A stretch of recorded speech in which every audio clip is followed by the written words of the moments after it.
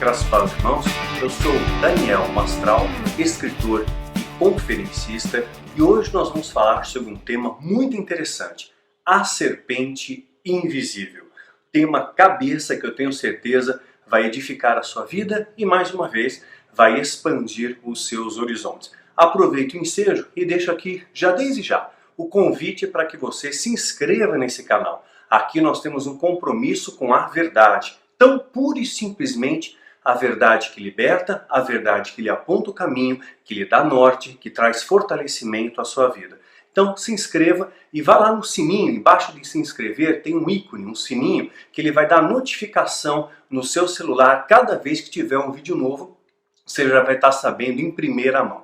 Então hoje nós vamos falar sobre a serpente invisível. Presta atenção, eu tenho certeza que esse vídeo vai fazer você reformular alguns dos seus conceitos. Quero também aproveitar o ensejo, mandar um abraço aqui para dois jovens, né? Ao Tiago Frontelmo. Tiago, muito obrigado, viu, pelo seu carinho, pela sua gentileza, pelo seu comentário inteligente que você postou lá nos nossos comentários do YouTube, agora estão abertos, né? Então, obrigado pelo carinho, é impossível agradecer a todos, mas eu acabei, me chamou a atenção o comentário, né, do Tiago, pela sua sabedoria, pela sua profundidade, pela sua gentileza, pela sua educação. Então, um forte abraço a você, viu, meu querido? E também quero estender um grande abraço ao Valdinei Gomes Oliveira. Valdinei Gomes Oliveira, ele também fez um comentário sábio, né, gentil, inteligente, muito respeito na nossa fanpage. Então eu estendo aqui a você, querido, nosso leitor, nosso parceiro de trincheira, o meu abraço, o meu carinho, o meu respeito pela sua vida, viu? Muito obrigado, Valdinei Gomes Oliveira, né? Então, tá dado os nossos recadinhos rápidos aqui, lembrando, tá? Para não ficar poluindo o vídeo no começo, que às vezes você fica, pô, Daniel, você fica dando muito aviso, né?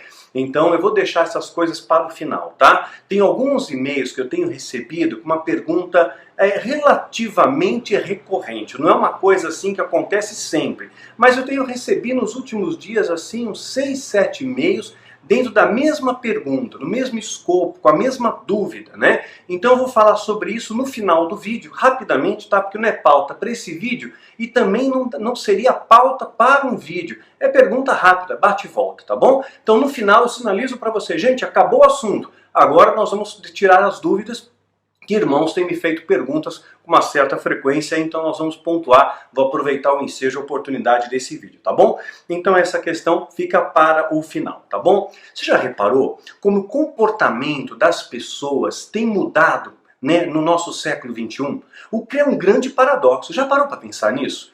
Eu lembro que quando eu era criança ainda, meu pai, ele tinha um Chevette 74, não me esqueço mais, cor mostarda, né? Mas era assim, era o top da época, né? Era assim o luxo da época. Não tinha ar-condicionado, não tinha vidro elétrico, não tinha volante hidráulico, não tinha conforto nenhum. Na verdade, o carro era uma carroça, né? Mas nós adorávamos aquilo, nós ficávamos felizes com o que tínhamos. Eu brincava na rua, soltava pipa, né? Andava de carrinho de rolemã que eu mesmo construía, né? Jogava bola de gude, batia figurinha. Lembra dessa história de bater figurinha?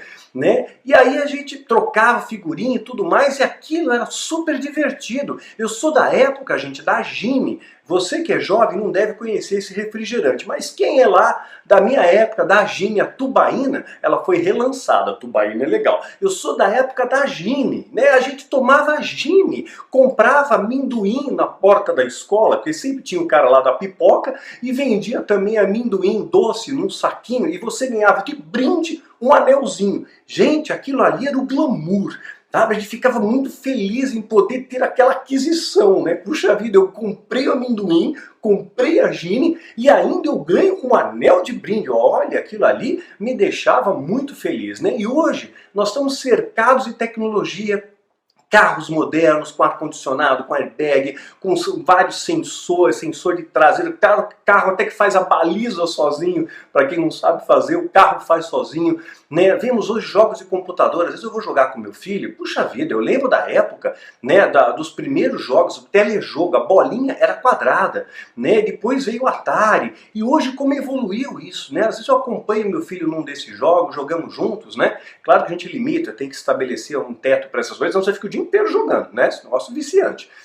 Mas quanto à tecnologia, parece que você está num filme e você interage e tal. Então, diante de tanta tecnologia, de tanto conforto ao nosso redor, não é verdade? Que a tecnologia proporciona conforto, isso tem causado uma coisa muito estranha. Nós vivemos uma geração muito infeliz, né? É uma geração que não tem felicidade. Os índices de depressão no nosso século são altíssimos. E isso é mundial, mundial, né? Então nós vemos alguns fatores aí que são alarmantes ao nosso redor. O que está acontecendo? O que está por trás?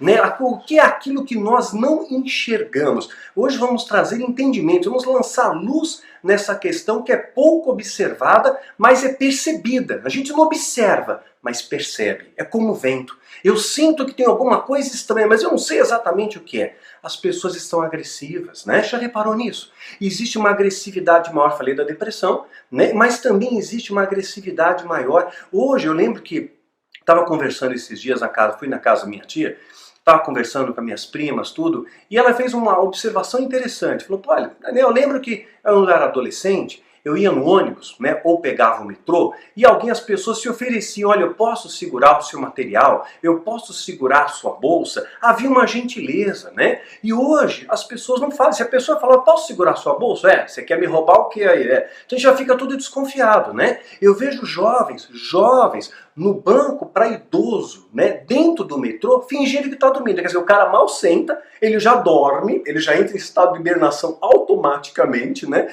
E depois, só que ele não perde a estação. Ele está dormindo em sono profundo, mas ele está antenado na estação. Só que ele não dá o lugar para os mais velhos, que têm aquele local legítimo por direito, para as grávidas, né? Então hoje está faltando gentileza, está faltando educação, está faltando entre nós as palavras mágicas. Por favor, com licença, né? Bom dia, você me perdoa? Eu posso te ajudar em alguma coisa? Olha, isso daí praticamente está inexistente no nosso vocabulário, não é verdade? E isso tem ocorrido, inclusive, dentro das nossas igrejas, que deveria ser um celeiro de amor, né? E hoje eu tenho esse medidor, eu sinto isso nos meus seminários, nos meus cursos. Às vezes as pessoas interrompem, eu estou conversando com alguém, a pessoa interrompe no meio e começa a contar uma história, não tem bom dia, não tem com licença, não tem por favor, não tem. Tem e-mails que eu recebo, a pessoa já começa direto, não tem oi Daniel, tudo bem? Olha, bom dia, como você tá? Eu posso te fazer uma pergunta? Não. Já entra direto, né? Daniel, a minha história é assim, eu quero um conselho, faça isso, faça aquilo, uma série de requisições, mas a pessoa não tem mais aquela gentileza. O que está acontecendo que no nosso século, cercado de tanta tecnologia, que devia trazer para mim e para você, além do conforto, mais felicidade, mais tranquilidade, não é? Isso devia fazer as pessoas mais felizes, mais sociáveis, só que nós convivemos com o paradoxo da realidade que é antagônico a tudo isso. Vivemos uma época onde está faltando amor, está faltando compaixão, está faltando gentileza. Qual é a raiz dessa questão, né? Qual é a origem de tudo isso? Então vamos estudar um pouco a respeito dessa questão, né? Nós temos percebido que o grande desafio não é estar em pé, mas é se manter em pé. Né? E aí essa falta de gentileza às vezes está tornando as pessoas amarguradas, né? Quer dizer, a amargura gera amargura, né? E você está cercado de gente amargurada, de repente aquilo te contamina. Às vezes basta uma laranja podre no cesto para te contaminar. Então alguém de repente foi mal educado com você, foi hostil com você, foi agressivo com você. Eu vejo isso nas redes sociais. Quanta agressividade gratuita, né? Então a pessoa foi agressiva com você, o que a pessoa faz? Ela rebate aquela agressividade com outras pessoas. Quer dizer, ela absorve aquilo e ela reflete reflete aquilo, né? Então hoje nós convivemos numa sociedade que é um verdadeiro barril de pólvora, né? Basta uma centelha, se matam por nada, não é verdade? No trânsito, um deu uma fechada no outro, não tem, meu irmão, me desculpa, né? Naquela buzinadinha, desculpa aí, não, já buzina, põe a mão para fora do vidro, faz um sinal, faz um palavrão com a mão, já xinga, já puxa a barra de ferro do carro, já ameaça, por nada, por nada. Hoje nós temos uma violência banalizada em nosso meio, uma violência física com desdobramentos na sociedade e uma violência também verbal, uma agressividade interna muito grande, as pessoas estão agressivas. O que está acontecendo? Eu lembro que esses dias eu recebi um e-mail de um rapaz, ele falou para mim que ele chorou, ele estava passando por uma pressão no trabalho dele, e uma menina, uma criança, entregou para ele uma flor, uma margarida. Falou, olha, essa daqui é para você. Aquilo foi tão forte para ele, sabe? Está tão acostumado a ser tratado de maneira hostil, de maneira de ser desprezado, de ser desdenhado. De repente uma criança o presenteou com uma flor. Aquilo sensibilizou aquele homem adulto, fez ele chorar como criança. Sabe, porque está faltando entre nós esses pequenos gestos que podem mudar uma vida, que podem mudar a cor do seu dia. O que está acontecendo? O que tem permeado sutilmente na nossa sociedade que tem nos distanciado dos valores do amor, da fé, da esperança, da compaixão, da gentileza, da educação? São coisas primárias. Eu vejo as crianças como elas são educadas, mas quando elas crescem nesse meio, elas são contaminadas por tudo isso. E ela tem uma chance muito grande de ser um adulto agressivo, de ser uma pessoa perturbada, de sofrer depressão, porque ela está no meio opressivo. Como que a gente se liberta disso, né? Qual é a estratégia para isso? Então, nós sabemos que os semelhantes se atraem, não é isso? É um fato. Então, pessoa ruim se junta com pessoa ruim, não é? Forma gangue, forma quadrilha, e pessoas boas se juntam com pessoas boas. É fato. No entanto, se você não vigiar, você pode ser contaminado por essas pessoas que são ruins, por essas pessoas que são tóxicas, por essas pessoas que já estão contaminadas com uma essência de agressividade assim exacerbada em nosso meio. Então, um grande desafio para o cristão não é estar em pé, é se manter em pé. Quem está nos acompanhando aí, por exemplo, no Snapchat, sabe que o Daniel está lutando, sangue, suor e lágrimas, muito suor, né, diga-se de passagem, para poder emagrecer. Né? Fui no médico, o médico falou, você quer ver seu filho crescer? Tem que perder 10 quilos. Então, olha, sacrifício que tem que fazer, tem que mortificar a carne para perder 6 quilos. Eu tenho mais 4 para perder na jornada ainda. E aí, o grande maior desafio não é estar magro, é se manter magro, né? Ficar longe das tentações, do chocolate, do refrigerante, dos pães. Ai, meu Deus do céu. É só na graça de Deus, né? Então, os semelhantes se atraem, é um fato. No entanto, se às vezes você se permite ser contaminado com uma coisa. Quer ver um detalhe aqui, ó? Basta você abrir o seu coração para que essa essência do mal entre. E a gente vai falar sobre essa serpente invisível que rasteja ao nosso redor. Existe um plano diabólico para destruir a humanidade, que é a obra-prima da criação de Deus, e esse plano está em pleno vapor. Mas por outro lado, há a boa notícia, existe um plano também de Deus de restauração de toda a sua criação, e você faz parte dela. Presta atenção nessa palavra. Olha só, Miriam, né, irmã de Moisés, ela era uma considerada profetisa, sabia disso? Está lá em Êxodo capítulo 15, verso 20. Então Miriam, profetiza, irmã de Arão, tomou um tamboril na sua mão e todas as mulheres saíram atrás delas com tamboris e danças. Ela está feliz, ela está sendo liberta do cativeiro, né? Então a profetiza, está dizendo aqui, né, o título que ela tinha, profetiza. Só que quando deixa de vigiar, olha o que acontece com Miriam um pouquinho adiante. Números capítulo 12, verso 1 a 3. E falaram Miriam e Arão contra Moisés. Contra Moisés. Imagina, Arão foi parceiro de trincheira de Moisés, esteve diante de Faraó ali, né? Então, contra Moisés, por causa da mulher cusita, com quem se casara. Portanto, tinha casado com uma mulher cusita. E disseram, porventura, falou o Senhor somente por Moisés? Né? Ou seja, eu não sou profeta? E Deus só fala com ele, por que não fala comigo? Também fala comigo também. Não falou também por nós? O Senhor ouviu? E era Moisés homem muito manso, né? O mais de todos os homens sobre a terra, mesmo sendo um homem manso, sendo um homem tranquilo, isso despertou alguma inveja, despertou alguma centelha. Por que que ele é o líder? Por que que Deus fala com ele e não está falando comigo? Mas eu também tenho o Espírito Santo, eu sou profeta. Então muito cuidado com essa vaidade. Às vezes eu vejo pessoas no nosso meio, eu sou profeta, eu sou pastor, olha, eu sou líder, né? A questão, o líder tem que ter sabedoria para liderar. Ou seja, ele tem que ter amor para com os seus liderados e tem que saber a hora certa de exortar em amor também. Então você não pode, o verdadeiro líder não fala só o que você quer ouvir, né? Uma vez eu ouvi uma pregação do Paul Washer, ele falou algo sensacional. Ele disse que o verdadeiro profeta é o cara que estraga a festa, porque ele vai na contramão do sistema, ele fala aquilo que você não quer ouvir, porque ele te confronta, ele chacoalha os seus valores. Isso não é para todo mundo, viu? Não é todo mundo que aceita a exortação e a disciplina de Deus para ser lapidado. Para ser lapidado, você tem que ser lixado. E nem todo mundo quer submeter a lixa, né? O escultor, quando ele vai esculpir uma imagem, ele tira o excedente. E às vezes a gente não quer tirar a nossa gordura. Às vezes a gente não quer tirar aquele pecado, não quer tirar aquela vaidade do nosso meio. Então vigiar e orar sem cessar para se manter em pé, né? Então às vezes a gente começa, eu recebo também e-mails assim, Daniel, eu também sou profeta e eu discordo. Gente, não vamos ficar brigando por causa disso, né? Isso é bobagem, são coisas diferentes, doutrinas, né? Se você discorda do Daniel em alguma coisa, não tem problema, né? Retenha o que for bom para você. De tudo tenha que reter o que for bom, né? Então a gente tem que ser sábio nas coisas, né?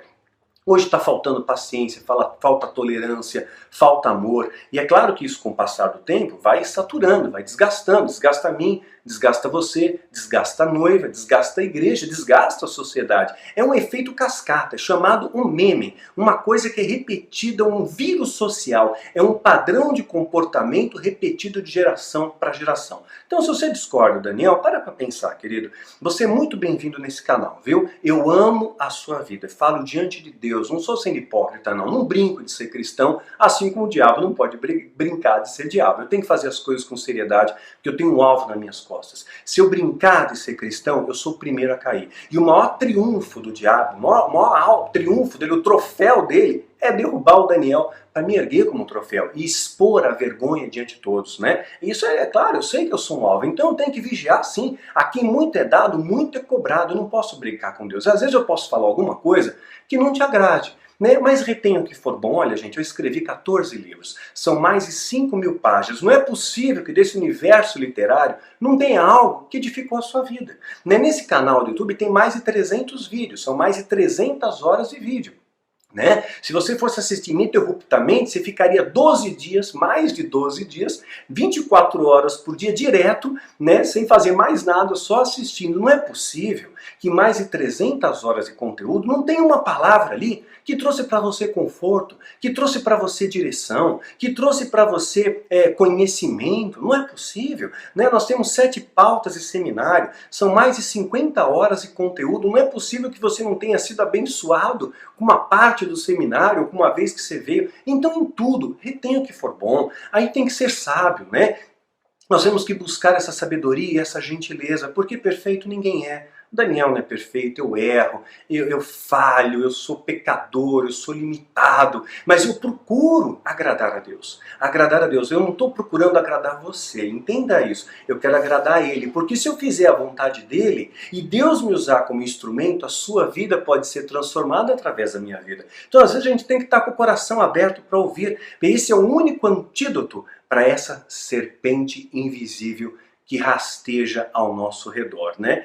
É assim como o exército de Gideão. Então essa serpente, ela está buscando os mais fracos. Ela pica os mais fracos. E nós temos que buscar um antídoto em Cristo para sermos fortes. E o antídoto para isso é o amor. Mas como falar de amor numa época que o amor está se esfriando, né? Olha só que coisa interessante. No exército de Gideão, sabe como é que foi formado? Lembra da história do exército de Gideão? Olha só. Deus começa a falar, está ensinando ali Gideão como é que vai ser a peneira, como é que vai forjar o exército. Agora, pois, apregou aos ouvidos do povo, dizendo: quem for medroso e tímido, volte e retire-se apressadamente para as montanhas de Gileade. Então, quem é medroso? Veio todo mundo. Quem quer ser soldado? Quem quer vir parte do exército? Uma multidão. mais de 32 mil homens apareceram ali. Aí Deus faz a pergunta, ó, quem for medroso, cai fora. Sabe quantos foram embora? Tudo bem então. E voltaram do povo 22 mil. E 10 mil ficaram. 22 mil picaram a mula. É medroso. Então a gente começa a filtrar. Deus ele faz filtros também, né? Então é importante que você seja forte para ajudar o fraco. Que você tenha o conhecimento para dar norte àquele que está perdido. Que você tenha força para ajudar aquelas pessoas que estão muitas vezes abatidas e feridas no campo de batalha. Mas Deus ele vai selecionar os fortes e vai dar para eles um poder e uma autoridade. Não é isso? Muitos são chamados, mas poucos os escolhidos, né? Deus não faz acepção de pessoas, mas ele tem que selecionar. Tem que selecionar pessoas para liderar. São poucos que fazem diferença muito. Jesus escolheu apenas 12. E esses 12 revolucionaram a história, não é isso? A mensagem de Cristo ecoa até os nossos dias, né? Então, falou quem é medroso? Um monte de gente já foi embora. E disse o Senhor a Gideão, ainda há muito povo. Não, tem muita gente, 10 mil é muito. Faz descer as águas, e ali eu os provarei. E será que aquele que eu disser, esse estará contigo, e contigo irá. Porém, todo aquele que eu te disser, esse não irá contigo, esse não irá. Está vendo que Deus está escolhendo? Olha, esse sim, esse não. Deus não faz acepção, mas essa escolha, ele está escolhendo um grupo que Deus, na sua onisciência, ele sabe. Esse grupo vai trazer libertação a toda aquela geração. Né, vai trazer libertação a todo aquele povo. Então poucos fazem a diferença a muitos. Eu estou falando esse vídeo, eu sei que talvez não sejam muitos que vão entender. Mas se poucos entenderem, eu tenho certeza, vai ser um fator multiplicador. A sua vida vai alcançar outras vidas. Presta atenção. E fez descer o povo às águas. Então o Senhor disse a Gideão, qualquer que lamber as águas com a língua, ou seja, que nem cachorro, sabe, lamber lá com a língua, e como lambe o cão, este porás à parte, como também a todo que se abaixar de joelhos e beber. Né? E o número dos que lamberam levando a boca foram 300 homens. Como assim? Foram prudentes, eles se encheram a mão assim de água, olharam para um lado, olharam para o outro, não tem ninguém aqui, não tem inimigo, agora eu tomo. É isso. Agora aquele que meteu o carão na água, esse daí não foi escolhido. E Deus escolheu só 300. Isso é menos de 1%. De 32 mil escolher 300 é menos de 1%. 1% seria 320, não é? Então, disse o Senhor a Gideão, com esses 300 homens que lamberam as águas vos livrarei, e darei aos midianitas a tua mão. Portanto, todos os demais se retirem, cada um para o seu lugar. Né? Então, Deus está fazendo uma seleção. Né? Deus ele quer qualidade e não quantidade, porque poucos fazem a diferença. Jesus não escolheu 300 apóstolos, né? 300 discípulos, ele escolheu 12. Então, são poucos. Né? E esses poucos vão aplicar o antídoto a muitos. Meu irmão, te prepara, porque Deus vai te usar, viu? Então, Mateus 22, 14. Porque muitos são chamados e poucos os escolhidos. O texto de Gideão, apenas pontuando, vai estar em Juízes, capítulo 7. Juízes, capítulo 7, verso 3 a 8, esse trecho que a gente falou, tá bom? Então, essa serpente que rasteja, ela tem feito o seguinte. Presta atenção à estratégia do diabo. O que o diabo fez lá no céu? Divisão. Ele dividiu, não é? Aí ele pegou e enganou a terça parte dos anjos e arrastou com ele, trouxe divisão. O que o diabo faz na terra? Reparou que tem divisões no nosso meio? Divisões raciais, está cheio de divisão racial, infelizmente. Divisões por religião. Ah, você é dessa religião? Então você é meu inimigo. Não é assim? Ah, então você é da outra religião? Você vai para o inferno. Não é assim? Né? Então, por raça, separamos por raça, né? É negro, é branco, é japonês, o índio, né? Muitas vezes tem divisões raciais no nosso meio, preconceito racial em nosso meio, simplesmente por sermos diferentes, né? Mas somos todos humanos em essência, feitos à imagem e semelhança de Deus, que Deus não faz acepção de pessoas, então não há diferença entre nós aos olhos de Deus, não é isso? Mas nós vemos essa divisão por raça, divisão política, né? Eu vejo que as pessoas se matam, eu sou desse partido, eu sou daquele, quase que sai na mão, né? Por causa do partido. Quer ver um exemplo simples? Camisa de time. Time de futebol. Se eu sair num dia na rua com a camiseta do São Paulo e tiver um jogo do Corinthians e uma galera do Corinthians me ver, eles vão me matar de pancada. Eu vou morrer na mão deles simplesmente por estar usando uma camisa de uma cor diferente da deles. Só isso. Só isso. Eu lembro quando eu era mais jovem, eu era criança, uma vez meu pai me levou no estádio de futebol, era São Paulo e Juventus. Meu pai tinha uma simpatia pelo time do São Paulo, né? Então nós fomos ao estádio do Morumbi, era São Paulo e Juventus. E sem querer, a gente entrou no meio da torcida do Juventus. Sabe o que o pessoal fez? Falou nada. Só falaram, vaiaram, vocês estão no lugar errado, teu lugar é do outro lado. Só isso. Se fosse hoje, morria, estava morto, né? Então você usou uma camisa de time diferente, já é motivo para ódio. Então essa divisão em nosso meio de grupos, fracionando a gente em grupos, tem criado um hospedeiro em nosso meio para o ódio. O ódio se aloja na divisão. Anota isso. O ódio se aloja na divisão, né? Foi a estratégia que Satanás fez no céu. Ele trouxe divisão, né? E trouxe ódio com isso, né? Mas como é que isso tem feito? Como é que isso tem surtido efeito? Jesus, ele orou por nós pela união e não pela desunião. Jesus, ele clamou pela união. Quer ver a oração de Jesus? Né? Antes dele ir para a cruz, ele orou por mim, ele orou por você.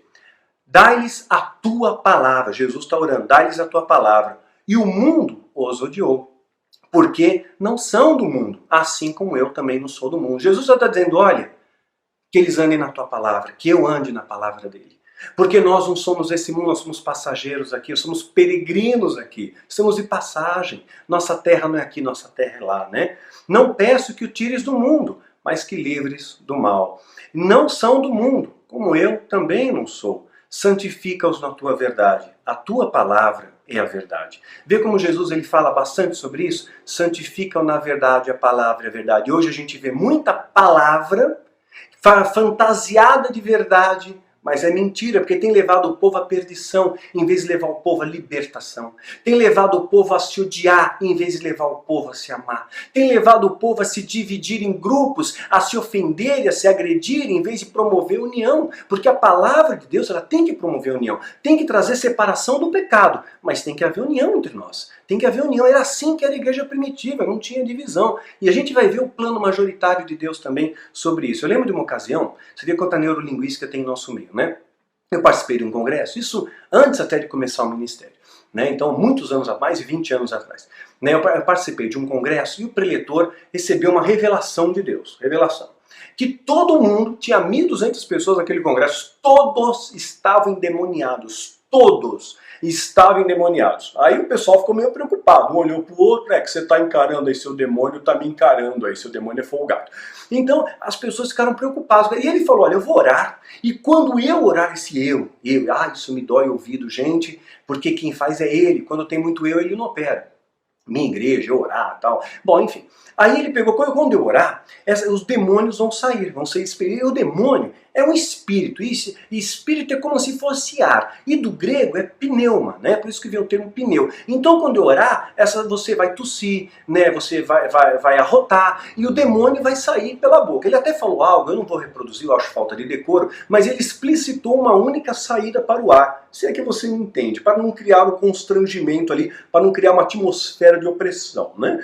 Então as pessoas de repente começaram a tossir, começaram a arrotar, saiu um arroto mais forte lá no alto, e saiu um principado lá no fundo, né? E então, quer dizer, você vê aquele efeito, aquela euforia planejada, arquitetada, neurolinguística. Quanta mentira em nosso meio, né? Você não vê tudo que você vê ao seu redor, tem que ter esteio na palavra. Não tem esteio na palavra, é estranho. É estranho, meu irmão. Fogo estranho, tá cheio de fogo estranho em nosso meio. E o âmbito do fogo estranho é habitar na divisão, porque na divisão é com o pecado de feitiçaria, né?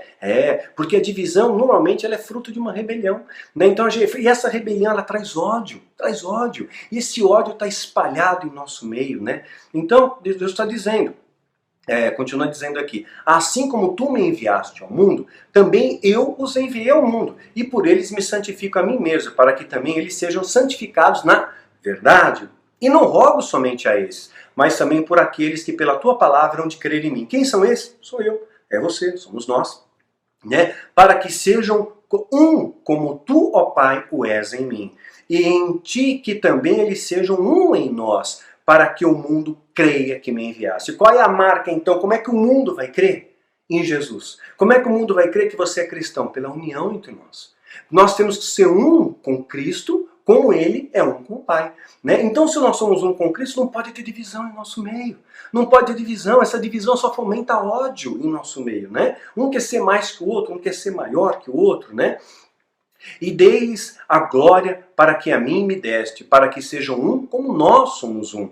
E eu neles, e tu em mim, para que sejam perfeitos em unidade. E para que o mundo conheça que tu me enviaste a mim, e que os tenha amado a eles como tem amado a mim. Né? E aí mais abaixo no verso 26, ele fiz conhecer o teu nome, e vos farei conhecer mais, para que o amor com que tens me amado esteja neles, e eu neles esteja. Então o amor de Deus está em quem está em Deus, quem está em Cristo, não é isso? Então quem está em Cristo está no amor. Quem não está, está fora desse amor. Quer dizer, se você não ama, se você age com essa agressividade, esse ódio, meu irmão, o Espírito Santo não está em você. Porque o Espírito Santo tem que trazer amor. É claro que a gente pode ficar irado. Irá e não pequeis. Você pode discordar, mas você não pode xingar, né? Você pode ficar nervoso com alguma coisa, mas você não pode ir lá e bater, né? A gente tem que ter controle, não deixa o sol se pôr sobre a sua ira, é o que a palavra fala. Isso é domínio próprio, é fruto do quê? Do Espírito Santo.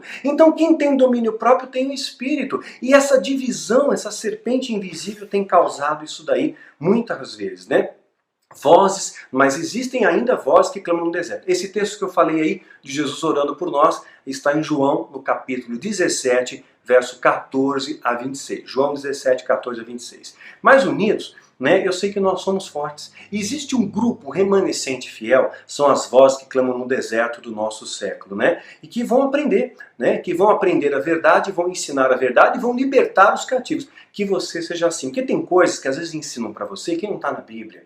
Presta atenção. Você já viu aquela história? Deus ama o pecado. Não, Deus ama o pecador, mas abomina o pecado. Já escutou isso daí? Deus ama o pecador, mas abomina o pecado. Escutou, né? Pois é. Sabia que isso não está na Bíblia? Textualmente não está. Não existe um texto escrito isso. Não está. É um texto inferido, conjecturado. Porém, quem vai para o inferno? É o pecado ou é o pecador?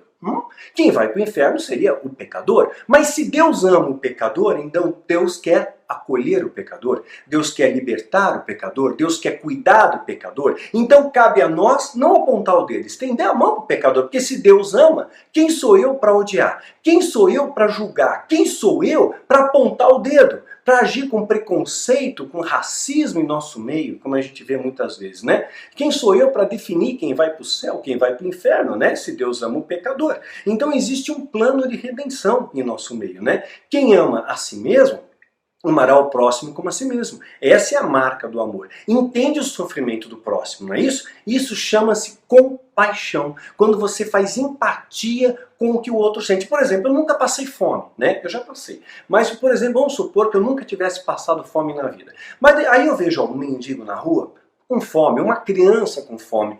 Você sente, sabe, condoído com aquilo. Não é possível que isso não mexa com seus valores, com seus sentimentos, porque a pessoa está passando fome, né? Então, se você tem condição, dá um prato de comida, né? Então você sente aquilo que a pessoa está sentindo, mesmo sem nunca ter experimentado. Isso é compaixão, isso tem um nome, compaixão. Você fazer empatia com o que o irmão está sentindo. E hoje eu vejo as pessoas sem compaixão. Simplesmente, esse aqui vai para o inferno, esse aqui vai para o inferno, esse aqui já era, esse aqui está amaldiçoado. Sabe, se agressividade, se ofende, briga. O que está havendo em nosso meio, meus irmãos? Precisamos voltar a trazer uma reflexão, né? Temos que olhar para Jesus como referência. Ele acolheu os pecadores, ele abraçou os pecadores, ele queria trazer restauração. O médico veio para os que estão doentes, não é isso? Ele batia de frente com os fariseus, que era outra pegada, né? Sabiam que estava ocorrendo. Então, como é que você nunca sentiu uma dor terrível? Então, mas alguém que está sentindo uma dor enorme, está sofrendo de dor, poxa, você se condói. Puxa vida, o que eu posso fazer para te confortar? O que eu posso fazer para atenuar a sua dor? Né? Quer seja uma dor física, quer seja uma dor emocional, você faz uma certa empatia. Você sabia que existem pessoas que são incapazes de fazer empatia com o seu próximo? Isso tem um nome e é chamado consciência, presta atenção, consciência irredutível. Pesquisa isso na internet.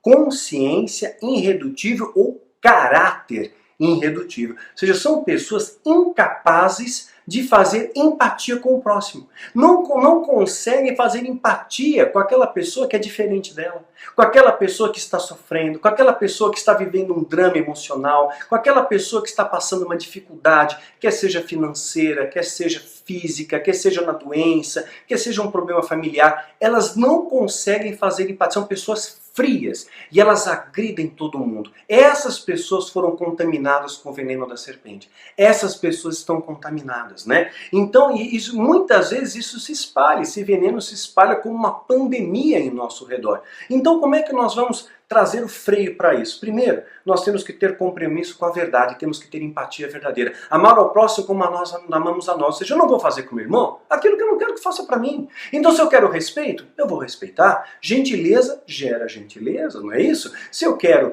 ser tratado bem, eu vou tratar bem, e assim por diante, né? Se eu quero ser amado, eu vou amar. Se eu quero ajuda, eu vou ajudar, e assim por diante. Só que muitas vezes a gente está preso no sistema, né? Líderes escrevem para mim: Daniel, eu sei da verdade, eu sei sobre o dízimo, eu sei do apostolado, eu sei do ato profético, eu sei de todas as coisas que o meu pastor, a minha liderança está fazendo, tudo errado, só para enganar o povo. O que interessa para eles é aumentar o número de membros e aumentar a receita, porque o pastor tem uma meta para bater. É que nem uma empresa tem uma meta, ele tem que arrecadar 100 mil por mês. Então ele inventa qualquer coisa, inventa o sabão de pó ungido, né, a bolhas consagradas aí, né, para poder arrecadar fundos, arrecadar dinheiro. E se ele não bate a meta, ele pode ser despedido. Aí o pastor ganha 20 mil por mês. Por exemplo, tem pastor que ganha até mais. Ganha 20 mil por mês. A igreja paga o carro dele, paga a casa, paga a escola para o filho. E ele fica preso. E se eu sair daqui, eu nunca vou conseguir um emprego desse. Eu nunca vou conseguir no mercado de trabalho conseguir um emprego que eu ganhe isso e tenha todos esses benefícios. Então a pessoa fica refém do sistema. Você tem que entregar para Deus, sabe? Deus é o seu pastor, o Senhor é o teu pastor e nada vai te faltar. Você não tem que estar preso. Isso é necessário fé, é necessário coragem para mudar. Tem muitas pessoas que sabem que estão no erro e continuam no erro porque não tem coragem para mudar. Você foi picado por essa serpente. Porque essa serpente, o veneno dela também é medo. Medo de sair, medo de perder o status, medo de perder o prestígio. Que importa o prestígio terreno, meus irmãos? Isso aqui é efêmero, isso aqui é passageiro. Importa é o que Deus pensa de você. Importa o que Ele faz pela sua vida, importa como Ele vai te usar. Né? Então, nós temos que agradar a Ele. E é necessário, sim, coragem, às vezes para romper com o que está errado. Né? Jesus foi ousado, ele chutou a mesa dos cambistas. Quer dizer, ele não foi lá com gentileza: olha, cambistas, estão fazendo comércio aqui no templo, eu amo vocês, eu vou orar pela vida de vocês. Não, ele chutou a mesa, porque eles tinham consciência do que estavam fazendo. Então Jesus se indignou. Você tem que ter essa indignação também. Estão prostituindo a noiva, estão fazendo comércio com a palavra, e você vai estar de acordo com isso? O que Deus pensa? Não pense o que as pessoas pensam, pense o que Deus pensa, pense o que Jesus faria no teu lugar. Jesus aceitaria uma coisa. As pessoas escrevem para Daniel: o que eu faço? O que Jesus faria? Jesus não faria, então você também não faz. Né? Você também não faz, vamos imitar Jesus, né? Ele tem que ser a nossa referência ali, né? Outra coisa que às vezes ensinam pra gente: o antídoto para a serpente é orar a palavra, porque quando você ora a palavra, aí a oração é mais forte é o antídoto da serpente. Oração forte. Eu sei que os judeus eles têm essa tradição sim de orar a palavra. Mas será? Quando Jesus ele fala com o Pai, ele dialoga com o Pai. Ele não está seguindo um roteiro. Ele não ia para o monte levando os papiros lá da lei para ler a palavra. Ele conversava, ele dialogava. É assim que é feito com o Pai, né? Se observar a oração eficaz de Moisés, Êxodo capítulo 17, verso 11. E acontecia que quando Moisés levantava sua mão, Israel prevalecia, mas quando ele abaixava sua mão, Amaleque prevalecia. O que está acontecendo aqui? Então Moisés orava, ele não está orando a palavra, porque naquele momento o Pentateuco não tinha sido escrito, eles estavam vivendo aquela história, né? Então ele não tinha como pegar um roteiro, ele orou aquilo que estava no coração dele, ele intercedeu da maneira com que Deus dirigiu a ele. Essa oração é poderosa. Senão você engessa a palavra. Você engessa.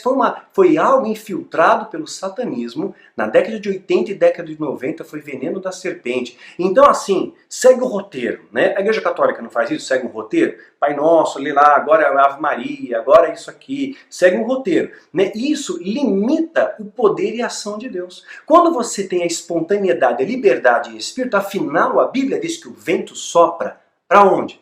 Aonde quer. É o Espírito que te dirige, não é o roteiro, entendeu? Não é a regra, é Deus que dirige a sua vida, né? Ele que estabelece o caminho para você. Então isso consiste a liberdade. E só quem conhece a verdade desfruta dessa liberdade. É isso que a gente deve buscar, né? Uma oração sincera diante de Deus. Senhor, me ajuda na minha fraqueza. Senhor, eu estou sentindo realmente essa ira, essa agressividade. Me ensina a amar como o Senhor amou. Me ensina a perdoar como o Senhor perdoou. Me ensina a olhar os meus próximos como o Senhor olhou a humanidade. Me ensina, né? Me ensina isso, né? Porque lá no céu, para pensar, não vai ter muro. Lá no céu não vai ter placa, não vai ter divisão. É um só povo cantando uma só canção a Deus, né? Apocalipse 7, 9 a 11. Presta atenção.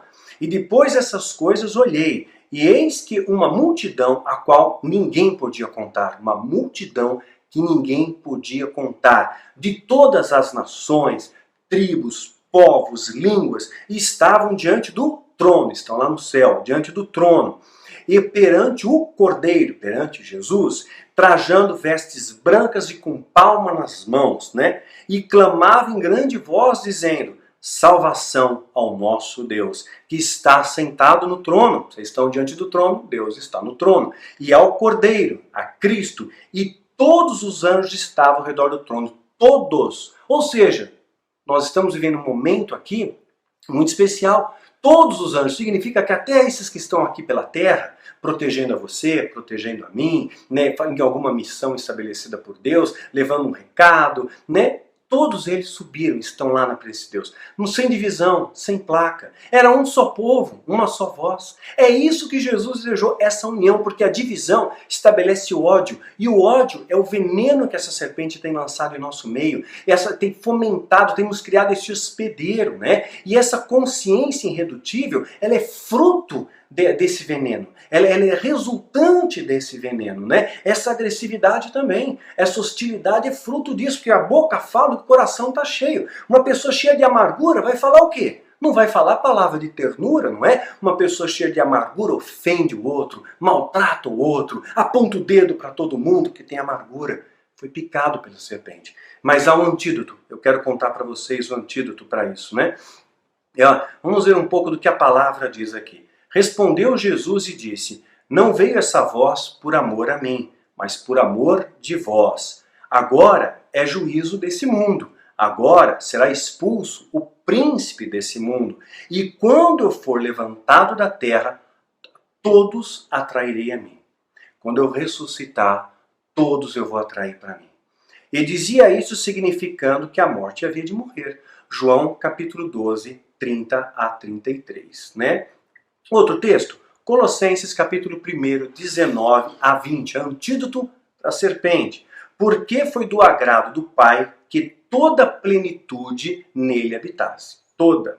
E que havendo ele feito a paz pelo sangue da cruz, por meio dele reconciliasse consigo mesmo o quê? Todas as coisas. Deus, ele quer uma reconciliação com você. Ele quer uma reconciliação comigo. Ele quer uma reconciliação com toda a sua criação, né? Todas as coisas, tanto as que estão na terra, como as que estão nos céus. Leu a trilogia aqui lá em Néfilim e Carim? Você está entendendo melhor, né? Tá aqui, Colossenses capítulo 1, 19 a 20, a chave, tá? Né? Efésios capítulo 1, verso 22 e 23. E sujeitou o quê? Todas as coisas aos seus pés. Nada fica fora desse tudo, né? Isso inclui eu, inclui você, inclui todas as coisas.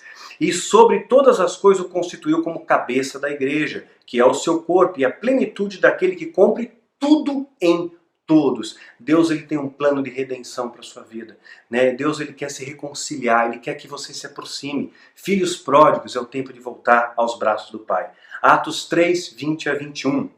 E envie ele a Jesus Cristo, que vadantes foi pregado, o qual convém que o céu contenha até os tempos da restauração de tudo. Então, haverá um tempo de restauração de tudo. Deus tem um plano soberano, Deus tem um antídoto para esse ódio, que é o amor. O amor de Deus, ele é tão forte, ele é tão poderoso, que ele vai neutralizar esse ódio. Mas nós vamos passar por uma peneira, não tem como. Nós vamos passar por provações. Então quem vive no amor vai sofrer menos. Quem vive no ódio vai sofrer mais. Escolha o caminho para chegar até Deus, pela dor ou pelo amor. Escolha o caminho do amor, escolha a trilha do amor, né? Se reconcilie com Deus e comece a exalar esse perfume ao seu redor, né? E convém que contém até os tempos da restauração de tudo, dos quais Deus falou pela boca de todos os seus santos profetas desde o princípio. Quer saber um pouco mais? A gente tem que se unir mais, né? Onde que estão os valentes, né? Dá uma olhada no vídeo chamado Um Grito no Meio da Noite. O tempo nosso está acabando. Todo esse cenário político mundial está apontando alguma coisa, né? Eu já falei em outros vídeos, dá uma olhada, Um Grito no Meio da Noite. Dá uma olhada no vídeo A Justiça do Amor, né? Então você vai começar a compreender essa mecânica que começa a acontecer ao nosso redor. E nós precisamos restaurar a união. Então, ponto pacífico aqui. Quer ser vacinado contra essa agressividade? Busque a unidade. Unidade em quê? Com Ele. Busque ser um com o Pai, um com Cristo como Ele é um com o Pai. E se você é um nele, o amor dele está em mim, o amor dele está em você. E se você ama, você quer acolher. Porque Jesus ama o pecador, lembra? Né? Não está escrito isso, mas é claro que ele ama o pecador, né? Mas abomina o pecado. Mas quem vai para o inferno é o pecador. E se Deus ama o pecador, ele quer te acolher. Ele quer cuidar, então você também ama o pecador. A Bíblia diz, ame os seus inimigos, ore pelos seus inimigos. Então, vamos parar de fazer guerra. Vamos levantar a bandeira da paz. Vamos começar a falar do amor em vez de falar de ódio. Vamos começar a viver o amor em vez de viver divisão. Nós podemos fazer isso, você pode fazer isso. Vamos derrotar essa serpente invisível, porque o nosso Deus, ele é verdadeiro. E ele é visível para mim e para todo aquele que quer vê-lo, de todo o seu coração, de todo o seu entendimento e todas as suas forças, né? Nós precisamos, então, é esse o desafio para você, tá? Viva Cristo. Mais que conhecer, temos que viver a palavra. É o único antídoto contra esse veneno. Então não basta estar em pé. Se mantém em pé. Miriam deu uma patinada. Colheu a consequência. Então não adianta bater no peito, eu sou profeta, eu sou isso, eu sou aquilo. Né? O negócio é se manter. Até Salomão errou. Até Salomão caiu. Então vigie para que você não caia. Né? E não caia nessas tentações que o diabo monta ao seu redor. Honre ao Cordeiro e ele vai te honrar. Quero também finalizar esse vídeo, já vou para as perguntas, né? Fazendo um apelo para vocês pautado aqui em 1 Reis, capítulo 4, verso 7. 1 Reis 4, 7. Olha só o que diz a palavra de Deus. Tinha Salomão 12 oficiais de todo Israel, que proviam o rei à sua casa. E cada um tinha que abastecê-la por um mês do ano. O próprio Salomão, ele tinha pessoas que eram mantenedores, né? Que cuidavam da sua casa, que cuidavam da sua vida.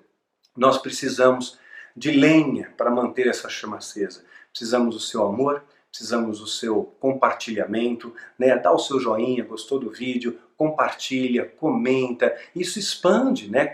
Isso vai expandir a mensagem da cruz e mais pessoas vão ouvir essa mensagem. Seja um mensageiro da luz, faça diferença positiva no mundo, né? Nós precisamos das suas orações, nós precisamos da sua oferta de amor voluntária, porque isso mantém a chama acesa, né? A igreja precisa de manutenção por amor e gratidão, jamais com medo da maldição ou por obrigação, tá bom? Então é esse o recadinho que eu tinha para vocês, que Deus te abençoe e te guarde grandemente. Vou responder rapidamente agora as questões que tem feito para mim. Quando assistiram o vídeo, preconceito dentro da igreja, corações que sangram, preconceito na igreja, e depois do vídeo Quem Não Vai para o Céu, umas 6 pessoas me escreveram e falaram, tiveram a mesma dúvida, talvez seja também a sua dúvida.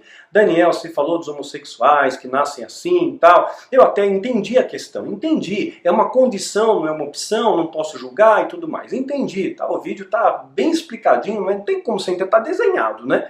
Então a maioria, graças a Deus, entendeu. Mas algumas pessoas que mas eu vi no Filho do Fogo que tinha um homossexual lá na igreja e dava legalidade. Então os demônios viam aquilo. Mas repare, sabe o que aconteceu com esse rapaz? Ele não tinha apenas a condição homossexual. Ele era pervertido, era promiscuidade. Isso Deus condena. Então o que vale para o hétero, vale para o homo. Eu não posso mentir.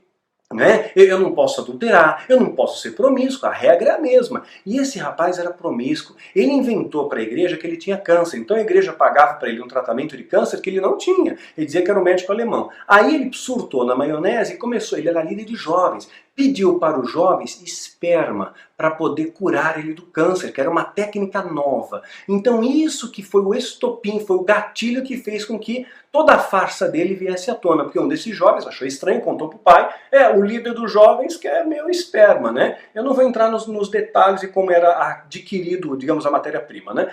E aí ele comentou com o pai então foi lá, falou com a igreja, pressionaram ele, ele falou que fez mesmo e foi embora, não houve arrependimento. Então o diabo conhece o coração, então havia promiscuidade ali, havia roubo, havia mentira, então não era apenas o fato de ele ser homossexual, mas tinha toda uma coisa ao redor, tá? Tá claro isso? Aí me perguntaram, mas eu vi Guerreiros da Luz e você fala que você acreditava na maldição. Claro, gente, acreditei na maldição hereditária, no ato profético, na unção apostólica, acreditei num monte de coisa, acreditei no dízimo, né? Porque me ensinaram assim, me converti, era uma página branca, queridos. Então eu simplesmente estava passando para as pessoas aquilo que eu tinha aprendido, até que eu comecei a estudar, até que comecei a ver, uma vez eu vi um vídeo do Eli Soriano falando sobre dízimo, abriu minha cabeça e fui procurar, tinha um monte de gente falando, né? Então eu comecei a entender melhor, comecei a pesquisar e aquilo foi abrindo meus horizontes. E hoje eu vejo com muito mais maturidade, né? Então um dia você é aluno, outra vez você é professor. Então hoje a gente ensina a verdade pautada na Bíblia, não pautada numa experiência pessoal. Eu não posso fazer numa experiência pessoal doutrina, né? Então sim, houve uma época que eu acreditei e aí a gente evolui, graças a Deus que a gente evolui, né? E hoje eu penso diferente. Então é isso, né? Essas dúvidas que vocês tinham. Então é isso aí, galera. Vou encerrar por aqui. Quem tá gostando desses vídeos, se inscreva no canal, ativa o sininho lá, que ele notifica você, tá bom? Que Deus te abençoe e te guarde grandemente. Espero que essa mensagem tenha fortalecido a sua fé e trazido reflexões para a sua vida, né? Para a honra do Cordeiro e para a vergonha do inferno. Que Deus te abençoe e te guarde.